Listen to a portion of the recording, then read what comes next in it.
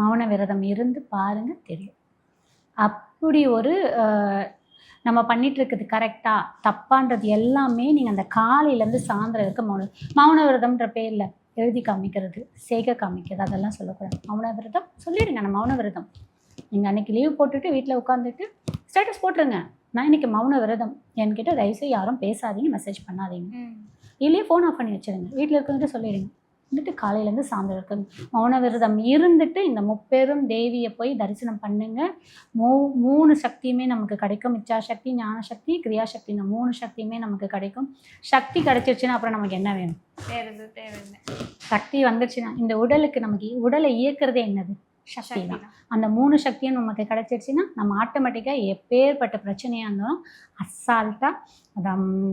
ஒரு ஜோதிடர் நம்மளுடைய ஃப்ரெண்டு சொல்லுவாங்க, சுண்ணாமிலே ஸ்விம்மிங் அடிக்கிறாங்கன்னு சொல்லுவாங்க பார்த்தீங்களா? அந்த மாதிரி இந்த 3 சக்தி கிடச்சிருச்சுன்னா நம்மளும் ஸ்விம்மிங் அடிச்சுட்டு போயிட்டே இருக்க வேண்டியதான்.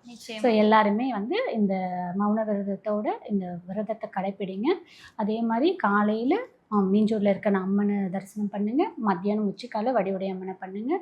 சாயந்தரம் வந்து கொடிவுடைய அம்மனை பண்ணுங்க. முடிஞ்சவங்க திருமலவாயில் இருக்கும் போகிறீங்க அப்படின்னு முடிச்சுட்டு வனதேவதை பச்சையம்மன் இருக்காங்க பக்கத்துலேயே திருமலவாயில், அவங்களையும் தரிசனம் பண்ணிவிட்டு வாங்க. பச்சையம்மனும் கேட்டது அனைத்துமே கொடுப்பாங்க. அவங்களையும் தரிசனம் பண்ணிவிட்டு வாங்க.